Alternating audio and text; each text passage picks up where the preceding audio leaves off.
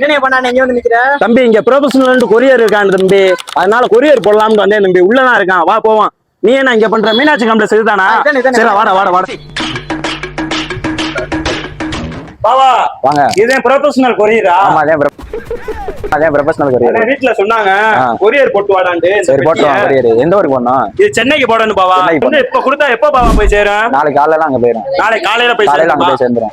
எல்லா வசதியுமே உண்டு. பெரிய பொருள் பீரோ வாஷிங் மிஷின் எதுவா இருந்தாலும் நாங்க எல்லாமே அது போக பைக் எல்லாமே எல்லாமே புக்கிங் பண்ணுவோம். என்னக்கா சொல்றீங்க? அது போக இங்க வந்து இப்ப உங்களுக்கு புக்கிங் பெரிய புக்கிங் புதுசா தொடர்ந்துருக்கீங்க. இது வந்து புதிய பொலிவுடன் எல்லாமே புதுசு.